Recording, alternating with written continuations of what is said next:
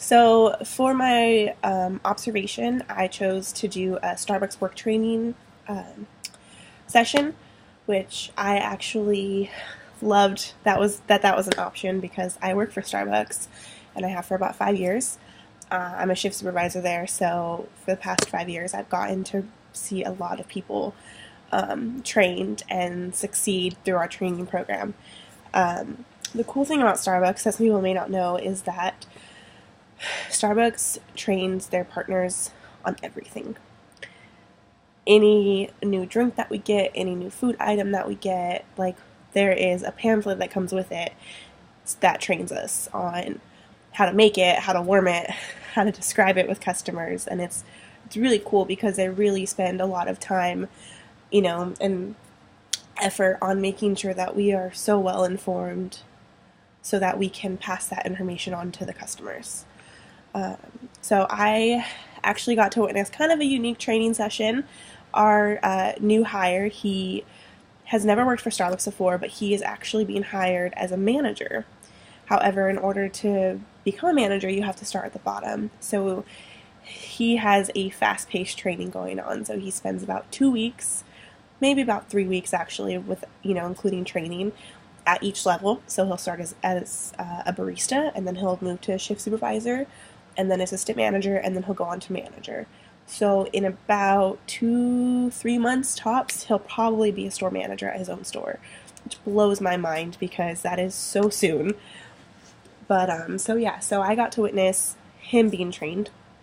So Starbucks has each store has one or two barista trainers, and they are high performing baristas, and they are trained on how to train other baristas. With that training comes about a 2-inch thick binder that they can teach out of. Most of them don't use it because they are proficient enough in their job that they don't need it. And then the store manager is there for support as well as the final assessment. So before someone starts their training at all, they sit down with the manager for something that is called a first sip. And that's just where the manager kind of talks to them and just kind of figures out where they're at as far as like their coffee knowledge or like their knowledge in general of like what we do. Everyone thinks that we just make coffee, but there is a lot more that we do at our job. And so she just kind of picks their brain, I guess, to kind of see where they're at. This could be thought of as like the differentiated instruction, which is the basic idea that the teacher finds out the student needs and readiness before starting instruction so that they can tailor or differentiate instruction for them. So after the manager talks to the person, she then passes along the information to the barista trainer, and they kind of create a training plan from there. So once the person's had their first sip with the manager, they're then passed off to the barista trainer, who will be responsible for teaching them everything they need to know. They have that binder if they need it. Each day brings a new topic or station. So there is register, there's making drinks, hot drinks, making cold drinks. There's, there's drive-through. If you're a drive-through store, there's just all sorts of stations in the store that the person needs to learn. The barista trainer can customize it however they feel fit, though. So according to the textbook, the barista trainer follows what would be considered a pre-unit diagnostic assessment, and they do this by prioritizing the content from the learning goals. This is where, she figures out what the most important goals are of the day and what she wants to have the trainee achieve at the end of the day. The second one is design and administer brief measures of top priority content. The third one is measuring knowledge and understanding. And the fourth one is measuring skill strategies and or procedures. So those final 3 steps are kind of all rolled into one as the barista trainer figures out how to proceed with the training and what methods should be taken. This is also when she figures out if she wants to measure the trainee's current knowledge by a simple question and answer conversation, or if she expects them to physically show them what they have learned. For example, this could be her simply asking our new trainee, Jason, questions about how to make a latte. What kind of milk do you use? How many shots of espresso go in it? What are the steps that, you need to follow to make this latte? Or if she actually expects him to show her the steps instead of just talking about the steps. So the new barista will train with the barista trainer anywhere from a week to a week and a half, and then move on to practice shifts with their trainer being present during those shifts. They're actually working shifts. They are considered a person on the floor that is put in a position. However, if they feel they need help or they feel that they're being overwhelmed, they are easily able to ask to move somewhere else or to take a breather or to have like a refresher course on what needs to be done in that position. At the end of all these practice shifts, there comes an assessment or a barista certification.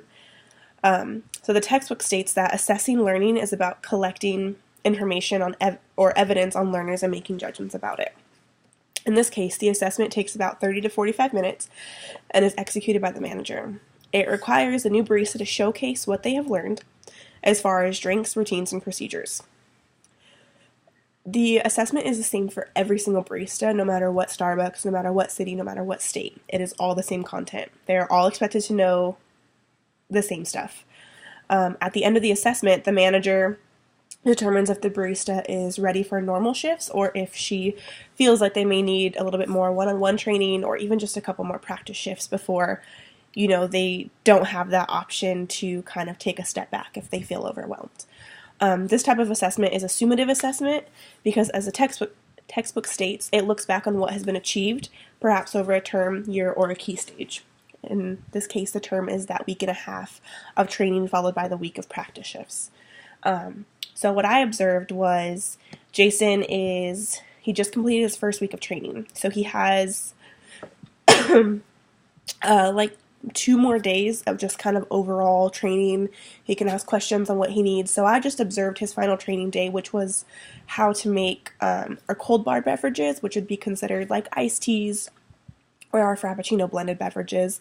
Those are considered the easiest drinks to make, so they kind of save those for last so they can spend more time working on the more difficult stuff. He was doing extremely well. So I got to observe him with his barista trainer, and then my manager actually likes to take it one step further, and at the end of each practice, or at the end of each training shift, she kind of sits down and in her own way kind of assesses them just to kind of make sure that she's on the same path as them as they complete their training. So I really have always admired the way Starbucks facilitates its training. I think they cover every single base, and if they feel like that base hasn't been covered enough, they send out more training. They give us more time to train on it. So, but yeah, that was what I observed, and I had never realized how much Starbucks followed the assessments and the training that was listed in our textbook until I actually read it and I actually observed what we do. And I feel like every day is kind of an assessment for us because, we have customers that ask us what we do or how we do stuff. Our manager likes to quiz us on things here and there. Even other baristas, they like to get competitive and quiz each other on like who knows more, who can make more drinks faster. It's just, I feel like we kind of are in that assessment situation like every shift. So thank you.